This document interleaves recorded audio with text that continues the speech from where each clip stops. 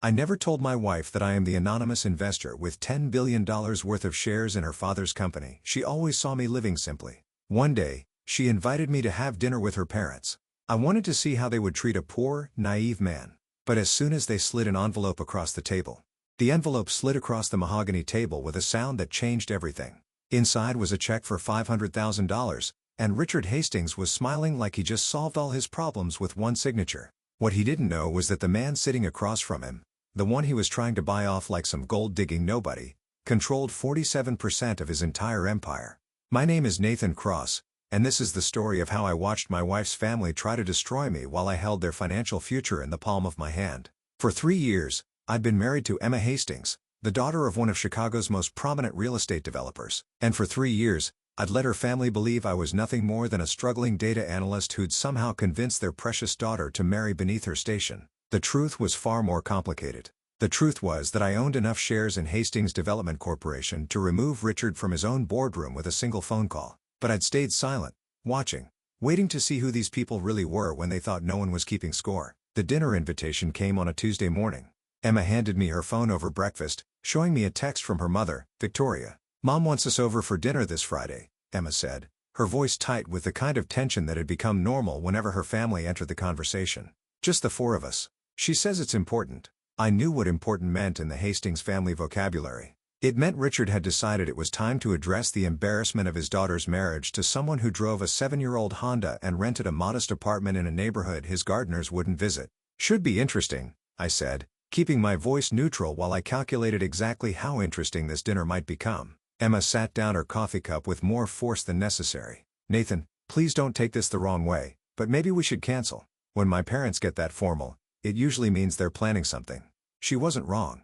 In the 3 years we'd been married, Richard and Victoria had made their disapproval crystal clear through 1,000 small cuts. The way Victoria would mention Emma's ex-boyfriend, Trevor, who now ran his own investment firm. The way Richard would talk about successful young men in his industry, always making sure I understood I wasn't one of them. The carefully planned family gatherings where I'd be seated at the children's table while Emma's cousins, all properly credentialed and appropriately wealthy, discussed business with the adults. "We're going," I said firmly. "I want to see what they're planning." What Emma didn't know, what nobody except my attorney and financial advisors knew, was that Nathan Cross, the unremarkable data analyst, was also NC Holdings, the anonymous investment entity that had been steadily acquiring Hastings Development Corporation stock for the past 8 years. It started when I was 24, fresh out of MIT with a degree in financial engineering and a small inheritance from my grandfather. Most people would have bought a nice car or taken an expensive vacation. I bought stock in a struggling real estate company run by a man named Richard Hastings who was drowning in debt from overambitious projects and poor timing during the 2008 crash. I'd studied Richard's company for months before making my first purchase. His fundamentals were solid, his properties were in the right locations, but his capital structure was a disaster. He needed money desperately and his existing investors were losing faith. So, I started buying quietly through layers of corporate entities that couldn't be traced back to me. Within 3 years, I owned 15% of his company. By the time I met Emma at a charity auction 5 years ago, I owned 31%. By the time we got married, I owned 42%. Today, I owned 47%, which made me the single largest shareholder in Hastings Development Corporation. Richard Hastings worked for me. He just didn't know it. Meeting Emma hadn't been part of any plan. I'd gone to that charity auction because a client was being honored and I wanted to support them. Emma was there because her mother had dragged her along to some society event she had no interest in. We'd both ended up at the bar at the same time, both trying to escape boring conversations with boring people. She made me laugh with her dead-on impression of her mother's social voice. I made her laugh by admitting I had no idea which fork to use for the salad course. We talked for 3 hours straight, and when she gave me her number, she warned me. "Fair warning, my family's kind of intense about money and status and all that superficial stuff. If that's going to bother you, we should probably just call this a night." I'd smiled and said the truest thing I could without revealing the whole truth. Money doesn't define who someone is. Character does. 3 months later, I proposed. 6 months after that, we were married in a small ceremony that Victoria had tried desperately to expand into a society wedding. Emma had shut that down, choosing instead a simple celebration with 50 people who actually mattered to us. Richard had given a toast that barely concealed his disappointment that his only daughter had married so far below her potential. I'd smiled through it, knowing that the man making jokes about my modest career was only able to pay for that wedding because of capital infusions from my investment fund. The game I was playing was dangerous. I knew that. Every month, Emma would stress about money in ways that weren't necessary. Our apartment was nice, but she'd grown up in a mansion. Our vacations were domestic because I couldn't exactly explain how we could afford European getaways on a data analyst's salary. She'd adapted better than I'd expected, never complaining, always insisting that being together was more important than the lifestyle her parents had provided. But I could see the strain it put on her, especially during family gatherings when Victoria would make pointed comments about Emma's new normal. "Why do you let them treat you like this?" Emma asked me once after a particularly brutal Thanksgiving dinner where Richard had spent 20 minutes explaining to me how real estate development worked, as if I didn't already understand every aspect of his business better than he did. "Because your father's opinion of me doesn't define who I am," I'd told her. "And because I know something he doesn't. The most powerful people in any room are usually the ones nobody's paying attention to." If you've ever felt underestimated by people who thought they were better than you, hit that subscribe button right now. Drop a comment below about a time someone underestimated you and lived to regret it, and smash that like button because this story is about to get absolutely wild. Trust me, you won't want to miss what happens when Richard finds out who's really been running his company all along. Friday arrived with the kind of crisp autumn weather that made Chicago feel almost civilized. Emma spent an hour getting ready, changing outfits 3 times before settling on something that walked the line between respecting her parents' formality and not trying too hard. I wore khakis and a button-down shirt, the uniform of acceptable mediocrity that Richard expected from me. The Hastings estate sat on 3 acres in Highland Park, a monument to wealth that always felt more like a museum than a home. The driveway curved through carefully maintained gardens before depositing visitors at a front entrance that belonged in a European castle. Emma's hand found mine as we approached the door. "Whatever they're planning," she said quietly, "just remember that I chose you. Nothing they say changes that." Victoria answered the door herself, which was unusual. Normally, their housekeeper would handle such tasks. "Emma, darling," she said, embracing her daughter with the kind of careful affection that wouldn't disturb her makeup. "Nathan." My name came out clipped, like she was acknowledging an unfortunate necessity. The dining room was set for 4, but the formality of the table suggested something more than a casual family dinner. Crystal glasses, china that probably cost more than my rent, and enough silverware to confuse anyone who hadn't grown up knowing which forks served which purpose. Richard was already seated at the head of the table, wearing a suit despite being in his own home. That was Richard, always performing, always reminding everyone of his status. "Nathan," he said, standing to shake my hand with the firm grip of a man trying to establish dominance. "Good of you to join us." As if I'd been given a choice, as if this was his invitation to extend rather than a summons to answer. The first course arrived, and conversation stayed safely neutral. Victoria asked Emma about her work at the nonprofit where she managed community programs. Richard mentioned a new development project in the West Loop. I played my role perfectly, asking just enough questions to seem engaged, but not so many that I might appear actually knowledgeable about the real estate market I secretly dominated. Then, as the main course was being cleared, Richard pulled out a leather folder. The kind lawyers use, the kind that meant business. "Nathan," he began, his voice taking on the tone he probably used in boardrooms. "Victoria and I wanted to talk to you about something important, something that affects Emma's future." Emma's hand found mine under the table, squeezing tight. She'd seen this coming, even if she didn't know exactly what form it would take. "We've been thinking a lot about Emma's well-being," Victoria added, dabbing her lips with a napkin. "She gave up so much when she married you. Her lifestyle, her opportunities, her position in society." I felt Emma stiffen beside me. "Mom, we've talked about this. Let us finish, sweetheart," Richard said, raising a hand. "We're not here to criticize anyone. We're here to solve a problem." He opened the leather folder, revealing a stack of papers and on top, a check. Even from across the table, I could see it was substantial. "Nathan, I'm going to be direct because I respect directness in business. You seem like a decent enough young man, but let's be honest about what happened here. You married above your station. That's not an insult. It's just a fact. Emma could have had anyone. She chose you, and we've tried to accept that decision. But," Victoria continued, "we can't stand by and watch our daughter struggle financially because of pride. So, we've come up with a solution that benefits everyone." Richard slid the folder across the table. Inside was an annulment agreement, and clipped to the front was a check for $500,000. "This is more money than you'd see in 10 years at your current job," Richard said. His voice carried the confidence of a man who'd never been told no by anyone he considered beneath him. "Sign the annulment papers, take the money, and move on with your life. You'll be set up better than you were before you met Emma, and Emma can move on to a life more appropriate to her background." The silence that followed was absolute. Emma looked like she'd been slapped. Victoria was studying her manicure, probably thinking this was already settled. Richard was smiling slightly, the smile of a man who just solved a problem with the elegant application of money. I looked at the check, $500,000. To Richard Hastings, this was probably a rounding error. To the person he thought I was, it represented a lifetime of opportunity. And that was the beautiful irony of this moment. The man offering me $500,000 to leave his daughter was only able to make that offer because of the billions I'd pumped into his failing company over the past 8 years. That's a very generous offer, I said finally, keeping my voice neutral. Richard's smile widened.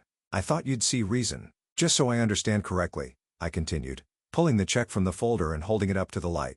You want me to sign away my marriage to Emma for $500,000? It's an annulment, Victoria corrected.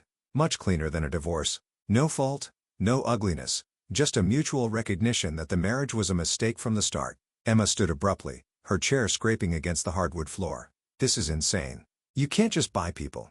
Sweetheart, sit down, Richard said. The adults are talking. I'm 28 years old, Dad. I'm an adult and my husband is sitting right here being offered money to leave me. How dare you? But Richard wasn't even looking at her. He was looking at me, confident that he'd already won. Nathan understands how the world works. Don't you, Nathan? Sometimes money is just the most honest way to solve a problem. I set the check down carefully, smoothing it flat against the tablecloth. Then I reached into my pocket and pulled out my phone. Before I respond, I said, I need to make a quick call. Would you excuse me for just one moment? Nathan, what are you doing? Emma asked, confused. Making sure everyone at this table understands the full picture, I replied. I dialed my attorney, Marcus Pennington, who I knew would be available despite the hour. Marcus had been managing my interests for 8 years, and he knew exactly what to do when I called during family functions. Marcus, it's Nathan. I'm at dinner with the Hastings family and something interesting has come up. Could you pull the current ownership structure for Hastings Development Corporation? Yes, right now. I'll wait. Richard frowned. What does your attorney have to do with anything? Everything, I said simply. Then Marcus was back on the line and I switched the phone to speaker. Marcus, could you please explain to everyone present the current ownership structure of Hastings Development Corporation? Marcus's voice filled the dining room, professional and precise. Certainly Hastings Development Corporation has 100 million shares outstanding. The largest shareholder is NC Holdings, which owns 47 million shares representing 47% of the company. The next largest shareholder is Richard Hastings personally with 18 million shares or 18%. The remaining 35% is distributed among various institutional and individual investors. Richard was staring at the phone like it was speaking a foreign language. What is this? What does any of this have to do with Marcus? I interrupted. Could you please explain who owns NC Holdings? NC Holdings is wholly owned by Nathan Cross. It was established 8 years ago using an inheritance and has been the primary investment vehicle for Mr. Cross's portfolio. The current value of the Hastings Development Corporation position is approximately $10.8 billion at today's closing price. The silence that followed was different from before. This wasn't the silence of shock or awkwardness. This was the silence of a world being rebuilt from scratch. Emma's mouth had fallen open. Victoria had gone completely white. Richard looked like he'd been hit by a truck. I don't understand, Richard said finally, his voice barely above a whisper. I picked up the check and held it out to him. This is $500,000. You're offering me $500,000 to walk away from Emma. I let that hang in the air for a moment. Richard, I own 47% of your company. At current valuations, my position is worth $10.8 billion. Do you understand what that means? It means, Marcus' voice came through the speaker, that Mr. Cross is the single largest shareholder in Hastings Development Corporation. He has majority voting control when combined with other minority shareholders who defer to his judgment. In practical terms, Nathan Cross could remove Richard Hastings from his position as CEO with a simple majority vote at any board meeting. Richard's face had gone from white to red. This is impossible. NC Holdings is I thought it was. He was stuttering, his carefully constructed authority crumbling in real time. You thought it was an institutional investor? I finished for him. Some faceless hedge fund or private equity firm. You never asked questions because the money kept coming when you needed it. 8 years ago, your company was drowning in debt.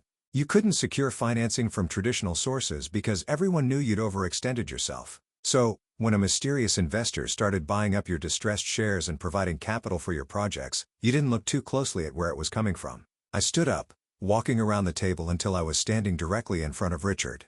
Every major project you've completed in the past 8 years was financed with capital I provided. The River North Tower, my money. The Lakeshore development, my money. The suburban office parks that saved your company during the 2015 downturn, all my money. Victoria found her voice finally. But you're a data analyst. You live in that tiny apartment. You drive that terrible car. I am a data analyst, I confirmed. I analyze financial data for clients who need specialized investment advice. That's not a lie. It's just not the whole truth. The apartment is modest because Emma and I chose modest. The car runs perfectly well. I don't need to prove anything to anyone through displays of wealth. Emma was crying now, but not from sadness, from anger. You've been watching us this whole time, watching them treat you like garbage, knowing you could destroy them with a phone call. I could have, I agreed, but I wanted to know who they really were. I wanted to see how far they'd go when they thought they had all the power. I looked at Richard, who was still frozen in his chair. Turns out pretty far. Nathan, Richard started, his voice shaking. I didn't know. You have to understand. I didn't know who you were. Would it have mattered? I asked. If I was actually who you thought I was, would this offer be any less insulting? Would trying to buy me away from your daughter be any more justified? Victoria was crying too now, mascara running down her carefully made-up face. We were just trying to protect Emma. Protect her? I laughed, but there was no humor in it. You were trying to control her. There's a difference. I pulled out my own phone and opened my email app. With a few taps, I sent a message that I'd had drafted for months, just waiting for the right moment. I just sent an email to the board of directors of Hastings Development Corporation calling for an emergency meeting next Monday morning. The agenda is simple. A vote on the current CEO's position. Richard stood abruptly. You can't do this. The board will support me. They know what I've built. They know what we built together, I corrected.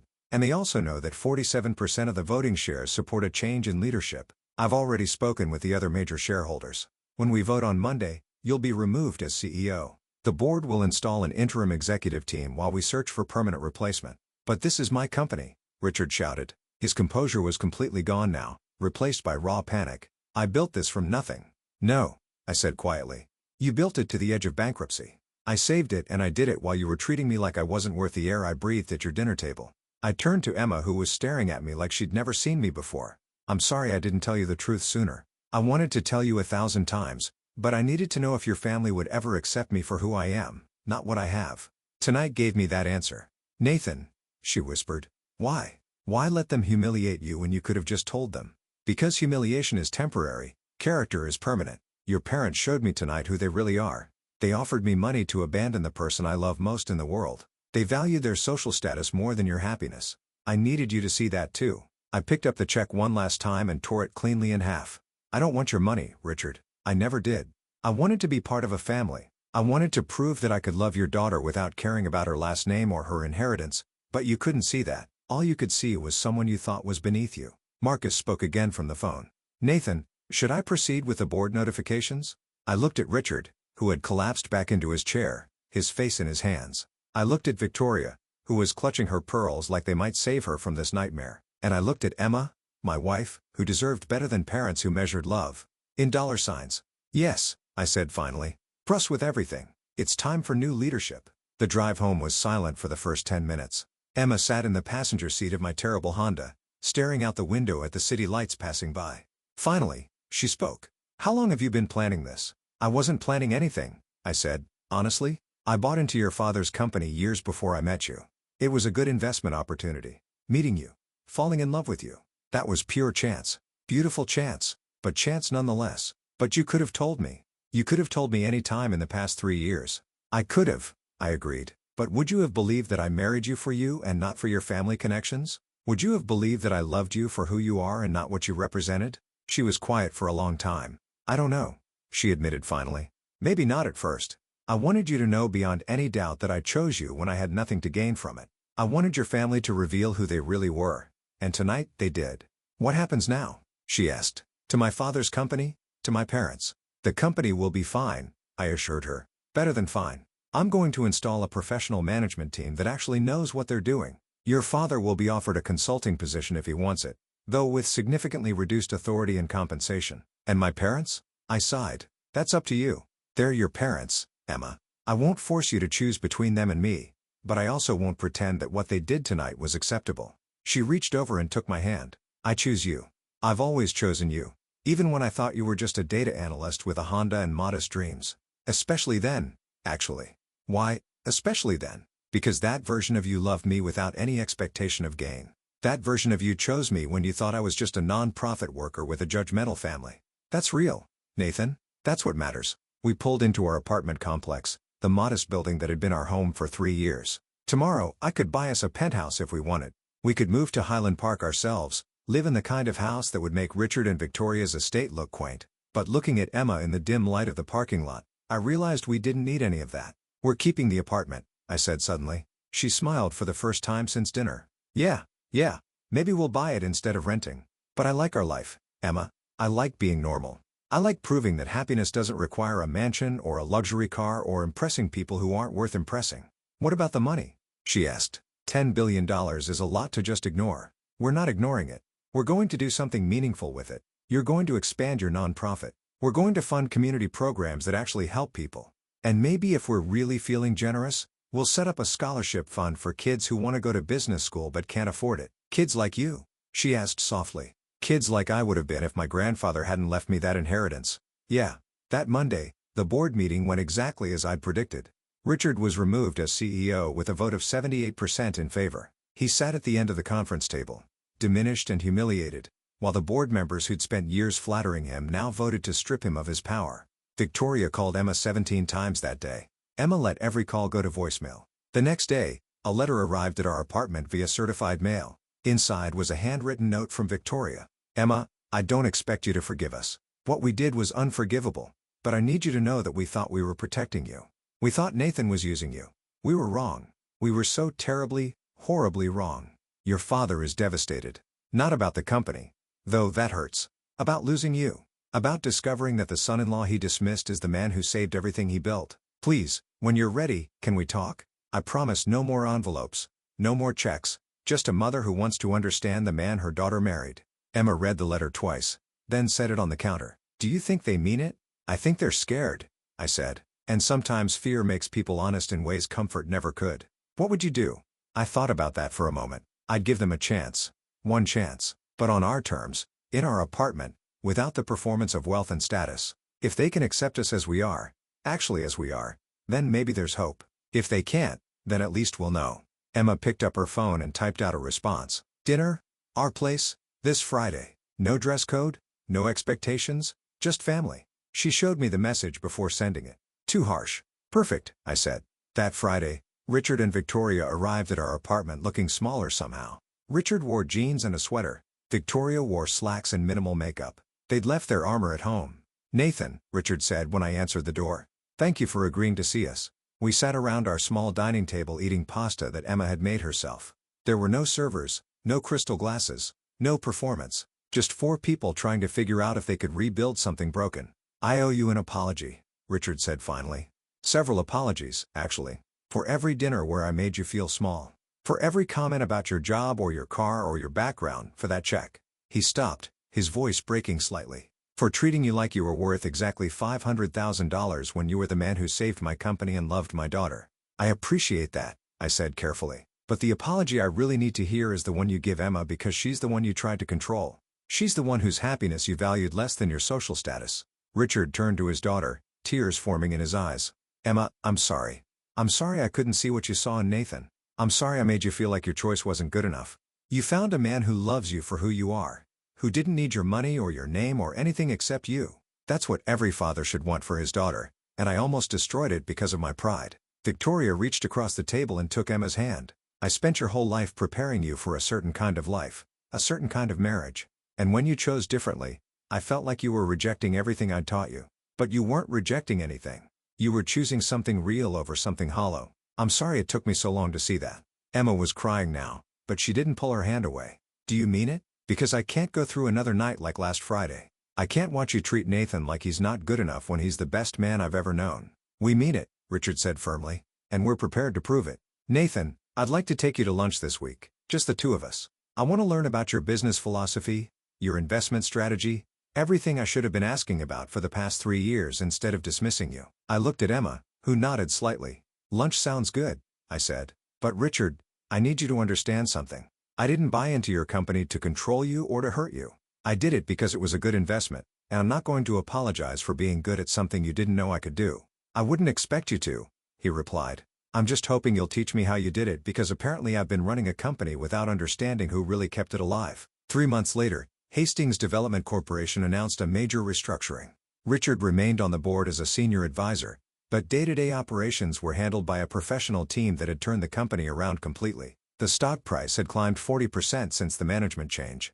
Emma's nonprofit had received a $50 million grant from the Cross Family Foundation, which I'd established to do exactly what we'd talked about that night in the parking lot. We funded community programs, scholarships, and initiatives that helped people who were where I'd been 8 years ago. Talented, driven, but without the resources to prove it. Richard and Victoria came to dinner at our apartment every other week. They'd learned to leave their expectations at the door and just be Emma's parents instead of Highland Park society figures. Richard had even started driving a more modest car, joking that if a billionaire could be happy in a Honda, he could probably downsize from his Mercedes. The story of the hidden billionaire made business news for a few weeks, but I refused most interview requests. What happened at that dinner table wasn't content for Forbes or the Wall Street Journal. It was personal. It was about family, about values, about what matters when you strip away the performance of wealth and status. One night about 6 months after that fateful dinner, Emma and I were sitting on our apartment balcony watching the city lights. "Do you ever regret it?" she asked. "Letting them humiliate you for so long when you could have just told the truth?" "Not once," I said honestly, "because now I know.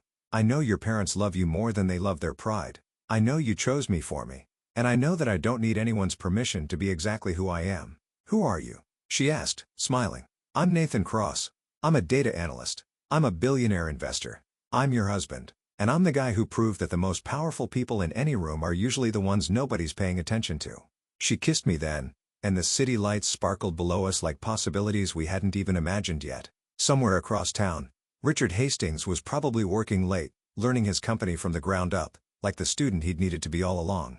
Somewhere in their mansion, Victoria was probably planning their next dinner at our place, making sure she didn't dress too formally. And here, in our modest apartment that we'd chosen deliberately, Emma and I were rich in the only ways that mattered. We had each other. We had the truth, and we had a future built on something more solid than money could ever buy. Because at the end of the day, the envelope wasn't what changed everything. The check for $500,000 wasn't what mattered. What mattered was the moment when people showed you who they really were and what you chose to do with that information. I chose love. I chose honesty. And I chose to prove that being underestimated is sometimes the greatest advantage you can have. Because when nobody's expecting you to win, victory tastes that much sweeter. My name is Nathan Cross. I'm the anonymous investor who saved my father-in-law's company while he tried to pay me to leave his daughter. And this is the story of how I learned that the best revenge isn't destruction. It's living well. It's choosing integrity over retaliation. It's building something real while everyone else is busy building illusions. Richard Hastings tried to buy me for $500,000. What he didn't know was that I'd already bought his respect. It just took him 3 years and one devastating dinner to realize it. If this story resonated with you, if you've ever been underestimated or dismissed by people who thought they were better than you, drop a comment below. Share your story. Let's celebrate everyone who proved that success isn't about where you start or who knows your name. It's about who you are when nobody's watching and what you do when everyone's counting you out. Don't forget to subscribe for more stories about justice, redemption, and the beautiful satisfaction of proving doubters wrong. And hit that like button if you believe that character matters more than bank accounts, that love matters more than status, and that the best victories are the ones nobody sees coming. Thanks for watching, and remember, the most dangerous person at any table is the one everyone's ignoring.